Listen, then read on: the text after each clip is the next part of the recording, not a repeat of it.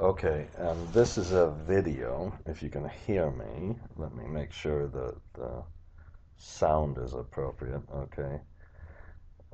This is a video about downloading data. Okay. Um,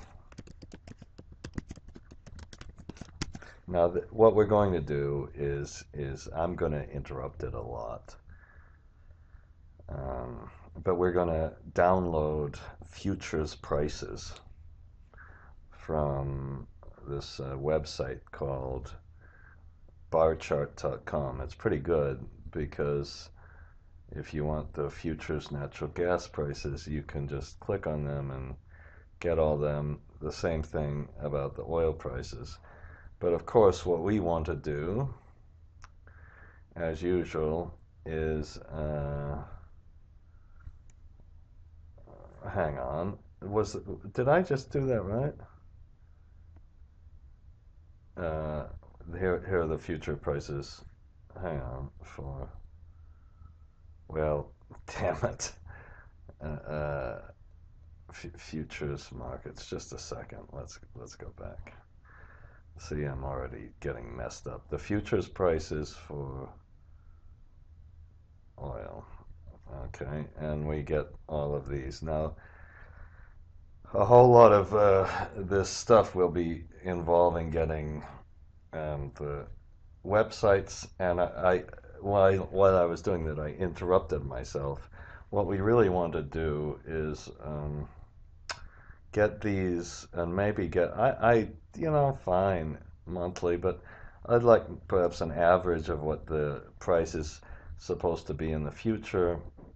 Ultimately, we'll compare this to the prices that are projected by the World Bank and by the USEIA. I don't know. Perhaps somebody knows where to get the others. So I'll just show you the ideas to show you how to practically put these into Excel. I'm doing this. I'm in Philippines today. I was just outside. Very nice. And I'm doing this for a project at a place called Argonne National Laboratory.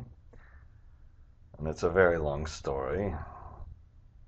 It sucks. The story really sucks why I'm doing this. Kind of hate doing it, but it's interesting. We're valuing the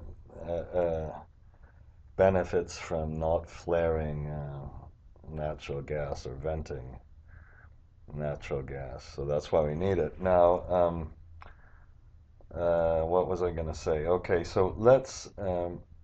Step one is to is the painful one. Collect and interpret the URLs, and then we're going to copy them. Uh, put them copy URLs with options. With I don't want to call them options, with alternatives. The reason I don't want to call them options, it's not a very funny thing. I don't want to. We'll use options. We're gonna and step 3 is to associate URLs with file names. And then step 4 is to create macro with workbooks dot open, and then step 5 is to copy and paste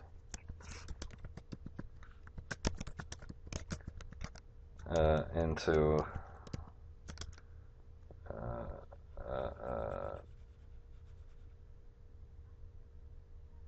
with this should be sheet names. Sorry about that. Paste into sheet name, and in this case,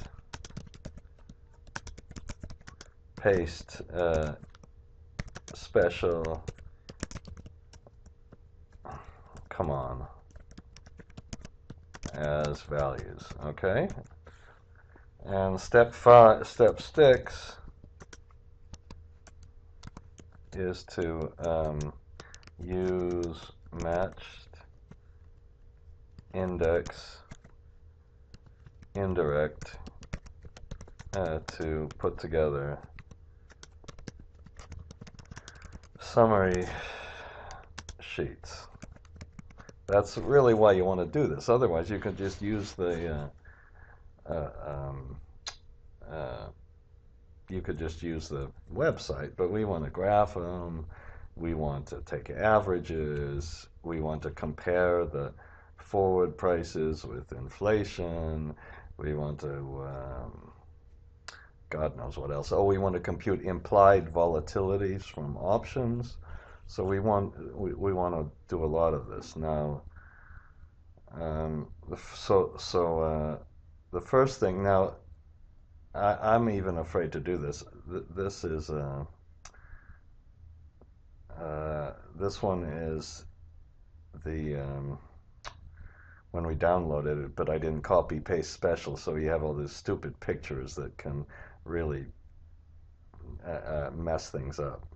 This is one where I summarized. You didn't do this yet, so we put some contract numbers here, and I guess I don't understand those contract numbers, but given those contract numbers, we go to the other sheet. I didn't use a indirect here, but we get the the contract name associated with this, and hopefully it's in the same column. If it's not, well, all I can say is you have to understand this just a little bit, and then we get this is a few months ago where we got the futures prices.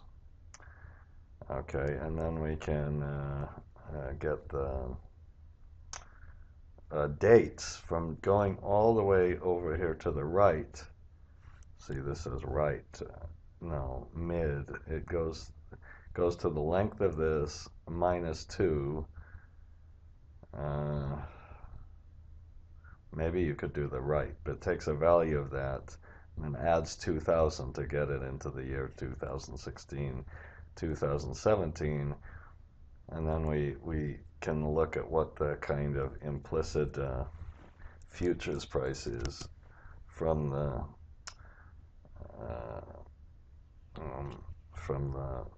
futures contracts. Okay, so that's where we're going with that. That's kind of the last step with match index indirect. I don't know where my match is. I guess I didn't need it. This is kind of okay.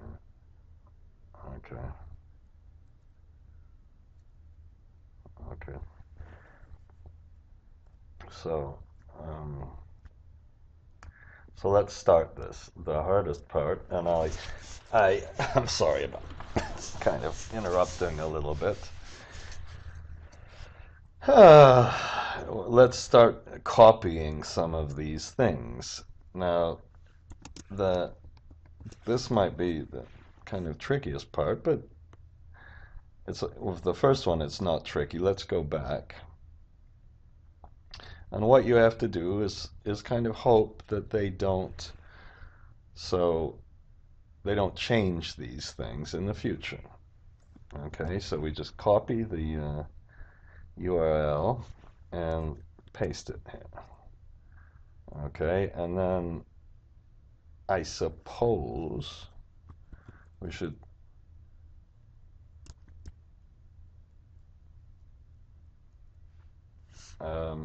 let me see.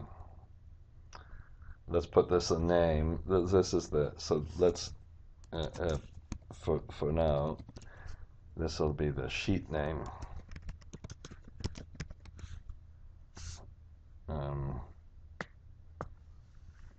this is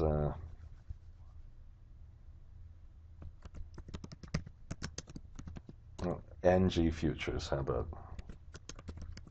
now? When you do something like this, when you have a space, it's gonna make the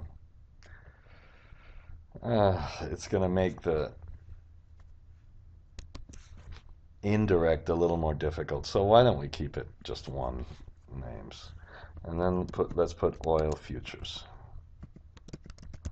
Okay, and what we'll do is just do the same thing. So you go back, and I hope I'm not going too slowly here and being completely boring, but you copy the URL. Okay, and then what we're eventually going to do is put a code number.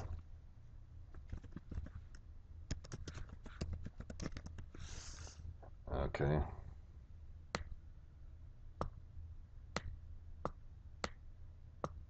You know,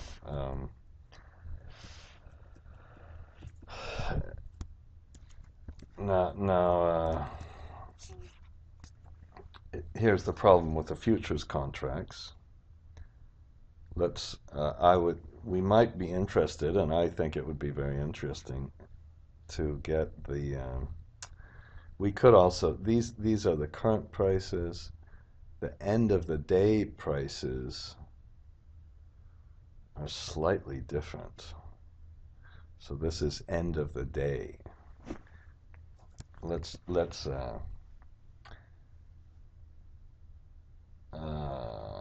put this in. Okay. So oil futures EOD. Is that okay?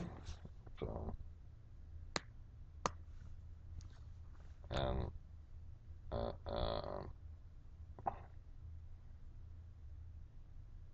and let's go to and we'll get the natural gas. Now, of course, you could do this with those other ones, but they're frankly, I was hoping they had futures interest rates, and they don't. You know, that would be more, I think, more interesting to you or me. And let's see, so let's go to the end of the day prices for natural gas. Okay, and we copy this. Okay, I'm sorry I'm leaving this on. Perhaps I shouldn't, but and it's nice to spell. You know that I'm not really an English speaker, so that's why I can't spell. Okay, that wasn't quite true. And now eventually we'll have a code number and an index number, and then when we read this using our workbooks.open, we'll just use the classic index function. Nothing all that fancy. Now the problem, let me see. The problem is, let's go to options quotes. And the options quotes have a little drop-down box here. What we want to do is essentially mimic these options quotes, and then we can get this options data. I'm not going to do it right now, but what would be kind of interesting is to put these strike prices in. You put the expiration date, you get the current date, and you can compute the implied volatility to get the strike price. Okay, that's what we can do. And then they have a call option and a put option, so it depends if it's a call or a put. And you can get this premium once you have this option premium for the amount of the option. You compute the implied volatility. rather than, going history and seeing what the actual volatility is. So just so you see how to get all of this implied volatility and all that stuff. Now, when I put it on June, it says 17. That corresponds to June. But if you go to January, it says F. So if you want to get the options, you can, it hopefully now is to put the month. Let's just put 1 and the year, and let's put on 17. Okay, now if this was, I hope it's January, and then now if you do this, and then press the control, no,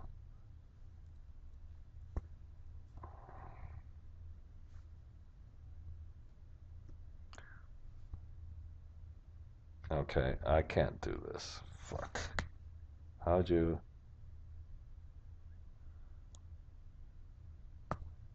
I have no idea. Oh, can you do this? It probably has some kind of fill options, right? Okay, you can see I really suck at the mouse. So I know this is EIS enter, that's a little easier. And this is N for, oops, it was F, I think, for January, wasn't it? Now, it had F, NGF, but when I copied it, perhaps, did I not copy it correctly? But that was a little bit bizarre because, oh, now it says F. Did it say F before? Oh, probably. F, G, now, if you copy this down, no,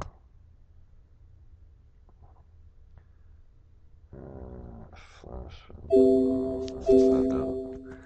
I wish, G, H, I, J, oh good, you get to watch me,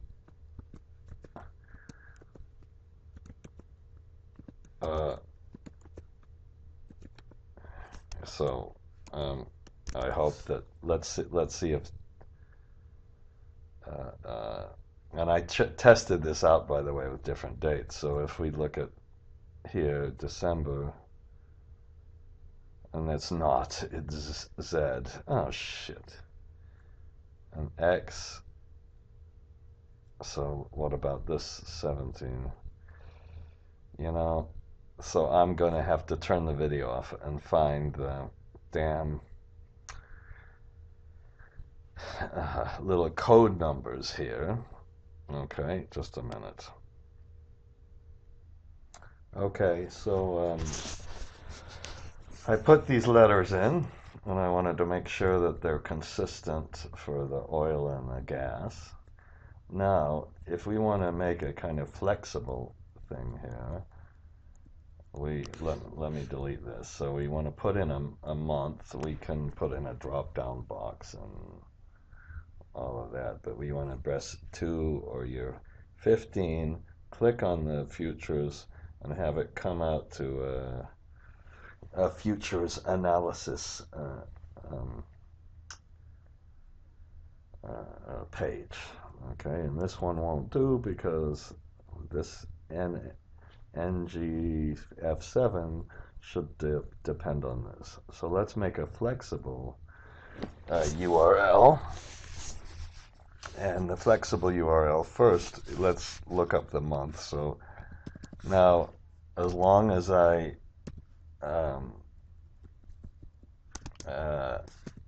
kept the blanks in this column, okay, and as long as it's in order, the 1, we can just use that. Okay, and then what I did here is I copied just one of the things, and now we have to copy it 2 more times. The first time we copy it and we go all the way to this one. And why in the hell does it do that? I don't know. Maybe somebody can tell me why it does that. Okay, and then we can copy it 1 more time, and do we have the same kind of thing? So you notice I'm just doing everything except this, and if we have this little question mark, I suspect that we're going to have a problem. Now on this one, I'm going to do the same thing. This is the oil one, so we put CL, and we, okay, and we, why this didn't, okay, and then what we're going to do is put it together. Of course, I haven't done this yet, and if I make a mistake, it'll be very sad. So now we need kind of the thing to put together, which will just be F17 in this case. And hopefully up here I have F17, so we can just put F and the 17. Now, I suppose I don't really have to worry about 1920, 01 anymore. I don't know if F01 would be F1 or F01. Luckily, we don't have to worry about this. And then let's just put this together with an and sign. Okay. Oops. Did I not put it? I put that, so that gives us our F17 back. And in this case, we'll do the same thing. We'll put this one and this one and this one, and hopefully it'll all work. Okay, so even if it doesn't work, I hope you think it's reasonable to do this. And so we could put gas options and fuel options. I am kind of interested in oil option. And why don't we put the year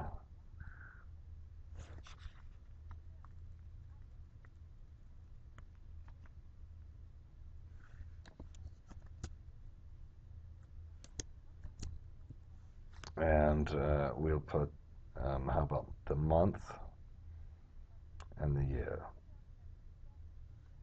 Okay, so, and this was, of course, it was a gas option. And I suppose if we press F4 here, we can, then we'll get a different sheet depending on whether we how we change the dates. Now this will cause a tiny little problem, because when we redo the oil futures or gas futures, they'll always kind of have the same name. These will have different names, and we want to delete the file before we copy it. Okay, so I think we have kind of collected the URLs. Am I recording? Yes, and then I didn't want to be talking to myself, and then we copy the URLs with the alternatives. We put the sheet names in, and now let's do something really important. Save the file. This is where we got the thing, and then we put index simply like that, and go up to our code number so we can decide which one to do. Now I think I'm not going to bother with the drop-down box. And this is the sheet. We can even name this. why don't I put it down here? Let's put sheet name and URL and Shift Control F3 and just use the top name. So this is called the sheet name and this is called the URL. Now, to do this, the first thing we'll do is let's do it in steps. And I'm going to hope this works. And I'm going to delete our old one.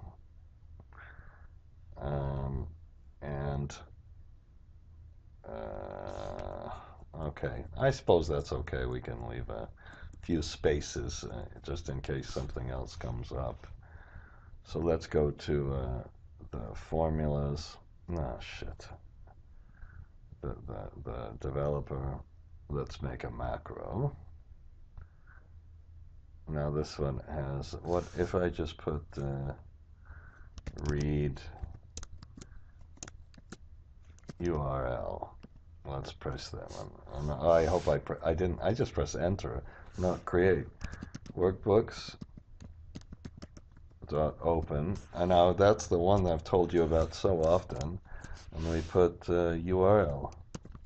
And it doesn't matter if it's a capital letter or not. And you have to remember to put range. And you have to do this yourself. Okay. Now, let's go ahead and make a little, okay, and press this, okay, and then we put this in. Now, if it takes a whole long time, I'm gonna turn the thing off, and it might take a long time. It's taking long enough that, and it says Excel not responding. Oh.